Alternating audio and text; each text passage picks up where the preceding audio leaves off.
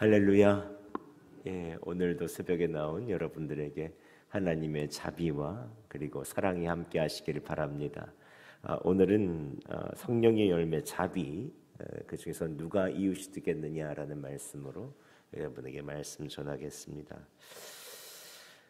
성령의 9가지 열매 중에 오늘은 자비에 대해서 살펴보도록 하겠는데요. 계속 우리는 성령의 열매를 쭉 우리는 생각해 보고 있죠. 성령의 열매는 원래 우리 안에 있는 것은 아닙니다. 성령의 열매는 우리가 예수님을 믿고 성령님께서 우리 안에 오심으로 맺혀 주시는 것이죠. 원래는 우리의 본성 가운데 이 성령의 열매는 없습니다. 자비도 마찬가지죠. 원래 우리 안에 있는 것이 아닙니다. 성령님께서 우리가 예수 그리스도를 바라보고 예수님을 계속해서 믿으며 삶의 동행에 나가면서 하나님께서 우리에게 자비로우심을 우리에게 주시는 것이죠. 그러면서 조금씩 하나님의 성품, 그 예수 그리스도의 성품을 우리 안에 배워나가는 것입니다. 자비란 무엇일까요? 헬라어 원어로 헬레오스라고 하는데요.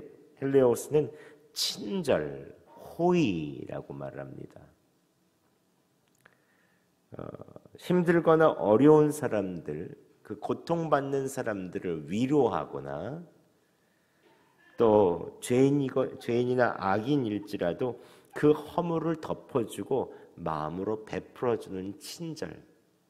그 사람이 전혀 친절을 받을 것도 없는데 내가 친절하게 죄송합니다. 베풀어 주는 것을 친절이라고 말하죠. 예를 들어 이전까지는 인색하고 까탈스럽고 무정하던 사람이 예수 믿고 나서 점점 포도나무에 가지가 붙어서 조금씩 영양분을 받고 열매를 맺히는 것처럼 주님과 함께 생활하다 보니 예수 그리스도를 믿고 생활하다 보니 자연스럽게 이전과는 다르게 무정하던 사람이 긍휼하게 베풀기 시작하고 인색하던 사람들이 많은 것들에 대해서 내어주고 사랑하게 되고 친절하게 되는 것, 이것이 바로 성령의 열매인 자비이죠. 만약 허물이 있고 우리에게 함부로 하고 잘못하는 사람들을 보고 나서 우리가 화가 나고 되갚아주고 지적하고 싶다면 이건 아주 당연한 것입니다. 이건 우리의 본성입니다. 하지만 나에게 심지어 공격하는 사람일지라도 화가 나기보다 그 사람이 왜 그럴까를 생각해보고 그 사람이 불쌍히 여겨지고 그 사람의 이야기를 듣다 보면 이해가 되어지고 오히려 그 사람의 허물을 덮어주고 친절하게 대하려고 한다면 그것은 우리 안에 자비가 있는 것이죠. 우리의 본성을 넘어서 하나님께서 우리에게 자비를 주신 것입니다. 예를 들어 시장에서 생선을 파는데 정성스럽게 진열도 해놓고 손님 맞을 준비를 하고 싱싱한 것을 갖다 놨어요. 그런데 온 손님이 사지는 않으면서 이리 찝적 저리 찝적 계속해서 하더니 이게 이상하네 저게 이상하네 왜 물이 이러냐부터 시작해서 트집 잡고 살 것도 아니면서 계속해서 깐죽깐죽거리면 열이 받죠. 이거 오늘 받아온 싱싱한 놈이에요 라고 얘기하고도 싶고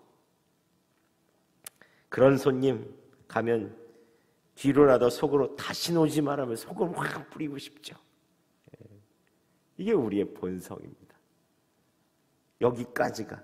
그런데 생선 만지고 트집 잡고 사람 속을 뒤집어 놔도 그 순간 친절하게 마음에 드는 물건이 없나 보네요. 다음에 오세요. 그러면 제가 더 좋은 물건으로 놓겠습니다. 그 사람에게 친절하고 좋은 하루 되세요. 오히려 축복하는 것. 이런 것이 바로 자비의 마음이라고 할 수 있겠죠. 우리의 일상에서 이런 일들은 참 많이 있습니다. 우리를 자극하고 함부로 하고 때로는 공격하는 일들에 대해서 오히려 친절해야 하는 것. 우리의 본성은 누가 자극하고 미운 짓을 하면 갚아주고 싶지요. 우리의 본성을 이기고 덮어주고 용납하고 자비롭게 대하는 것, 이건 기적과도 같은 일입니다. 뭐 기적이 멀리 있지 않습니다. 이게 기적이죠. 성령님께서 내 안에 계셔서 조금씩 자비의 열매가 맺혀가는 것, 이것은 기적과 같은 변화입니다. 이것은 특별한 성령의 감동이 있어야 하죠. 오늘 본문에서도 예수님께서 선한 사마리아인의 비유를 통해서 자비를 가르쳐 주십니다. 유대인 중에서 성경을 잘 아는 율법교사가 예수님께 왔습니다. 율법교사는 율법의 핵심이 하나님을 사랑하고 이웃 사랑하는 거 다 압니다. 머리로는 알아요. 예수님을 시험하던 예수님께 이웃이 누구입니까? 하고 물어봅니다. 그때 예수님께서 선한 사마리아인의 비유를 말씀하시죠. 한 유대인이 예루살렘에서 여리고에 내려가다가 강도를 만나서 엄청 두드려 맞고 거방은 피투성이가 되고 죽게 되었습니다. 이제 그냥 놔두면 죽습니다. 죽음으로 갈 수밖에 없는 사람이죠. 그런데 그 중에 세 사람이 옆을 지나갑니다. 율법을 철저히 지키고 거룩하라도 하던 제사장 레위인은 이 사람을 봤는데도 피하여 갑니다. 왜냐하면 율법의 정신은 원래 이웃을 사랑하는 자비와 사랑인데 이 사람이 거의 죽었으니 이제 죽을 것이고 손대면 부정하게 된다고 해서 거룩함을 지키기 위하여 자비와 사랑을 포기하죠. 또 나도 귀찮고 아무도 안 보니 그냥 놔둡니다. 그런데 이때 유대인들이 가장 경멸하고 가장 부정하다고 하는 사마리아인이 그 곁을 지나갑니다. 유대인들이 제일 저주하도록 싫은 사람이 이 사람들이죠. 그런데 사마리아인이 33절에 보면 피투성이가 된 유대인을 보고 불쌍히 여깁니다. 다음 날 비용까지 지불하고 할 정도로 먼저 기름과 포도주로 상처에 붓고 싸매고 모든 상처를 다 감싸주고 응급처치를 하죠. 가까운 주막에 데려놓습니다. 이튿날까지 더 비용이 들면 내가 비용을 지불할 테니 이 사람 좀 잘 돌봐줘라.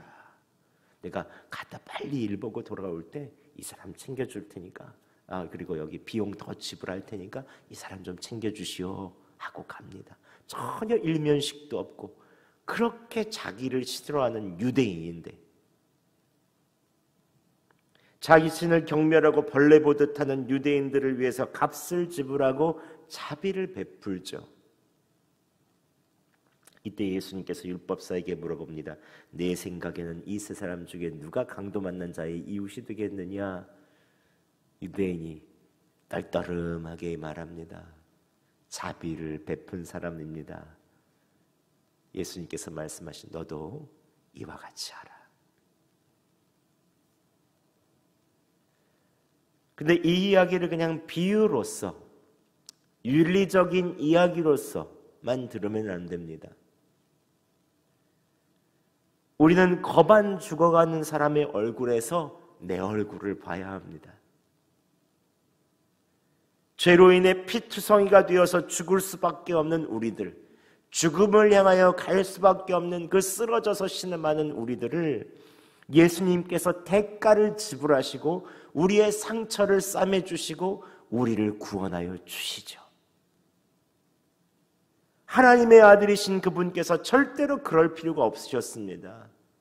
가장 부정하고 가장 죽어갈 수밖에 없는 사람, 원수된 우리들을 심판하지 않으시고 한량없는 자비를 베풀어 주시죠. 거룩함을 따지고 부정함을 따지는 레위인과 제사장은 결코 죄로 인해서 죽어가는 사람을 구원할 수 없습니다.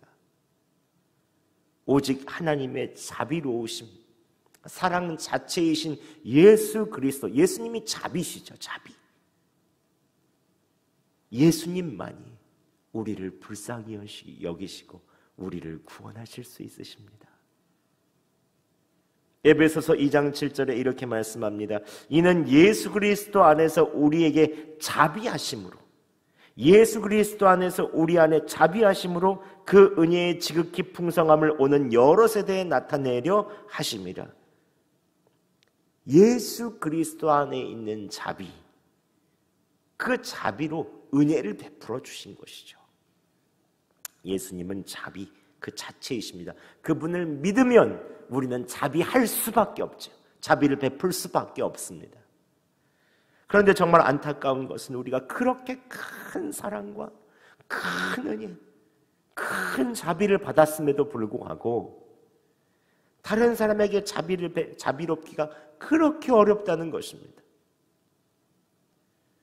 우리는 다 십자가의 은혜를 압니다. 구원받았다는 것도 압니다. 그런데 왜 다른 사람들에게 그렇게 까다롭고 인색하고 비판적이 될까요? 겉으로는 나이스하고 아주 부드러운 척하면서 속으로는 왜 계속해서 그런 일들을 하고 있을까요? 주변 사람들의 잘못과 실수, 허물에 대해서 왜 이렇게 품어주고 긍휼하기가 어려울까요? 부부싸움 왜 합니까? 허물을 들춰내기 때문에 하는 것입니다. 부모와 자녀의 사이가 왜 멀어졌습니까? 서로의 허물을 용납하지 않기 때문입니다. 칭찬하고 격려하고 사랑해야 될 사이가 계속 잘못을 지적하고 갚아주려고 한다면 자비의 예수님을 결국 믿지 않는 거죠. 우리 안에 예수님이 안 계신 것입니다. 이 관계가 끊어져 있는 것이죠. 우리가 예수님의 자비로우심처럼 자비로우려면 한 가지 좀 다 접속사가 좀 필요합니다. 단어가 필요한데 따라해 보세요. 그럼에도 불구하고. 다시 따라하겠습니다. 그럼에도 불구하고. 이게 필요합니다. 그럼에도 불구하고.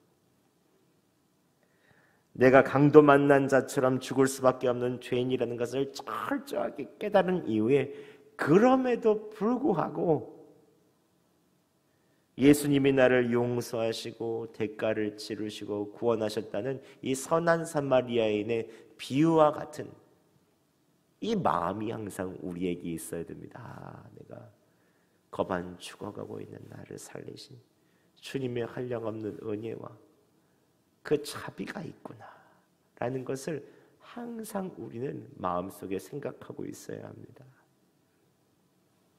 그럼에도 불구하고 더 이상 죄를 기억하지 않겠다는 성령님의 자비와 용서, 성령님의 감동이 우리 안에 매 순간 살아있어야 됩니다. 그러기 위해서는 항상 주님을 바라봐야 하죠.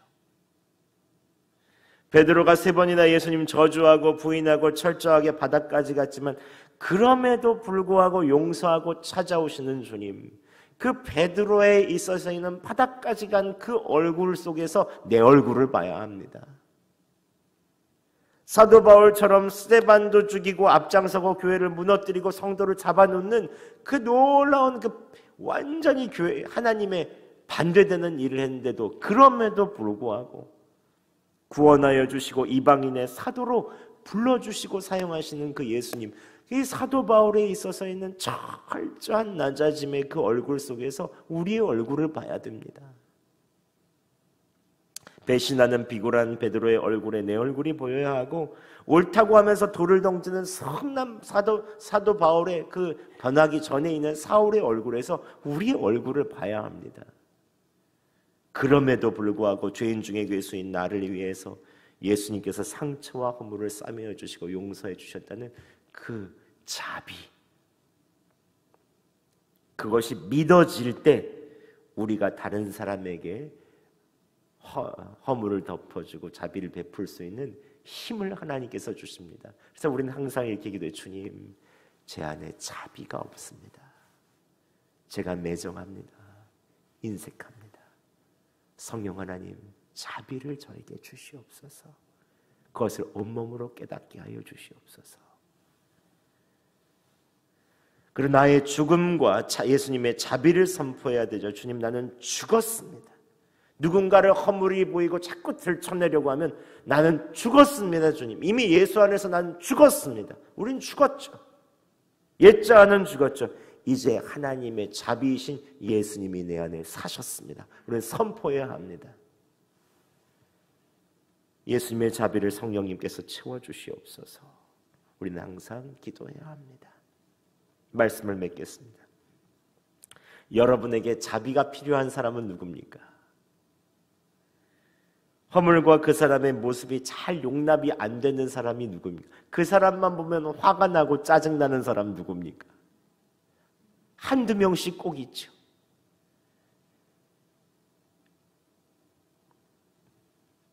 우리는 그때마다 자비가 필요합니다. 그때마다 죄로 인해 길바닥에 내던져서 죽어가는 원수 같은 나이지만 그럼에도 불구하고 내 상처를 싸매시고 대가를 치르신 그 예수님을 우리는 바라봐야 합니다. 선한 사마리아인의 그 얼굴에서 자비로우신 예수님을 봐야 하고 죽어가고 쓰러지는 그 피투성이가 돼서 죽어가는 그 사람의 얼굴 속에서 내 얼굴을 봐야 합니다. 자비로우신 예수님 덕분에 그럼에도 불구하고 우리가 구원받았죠.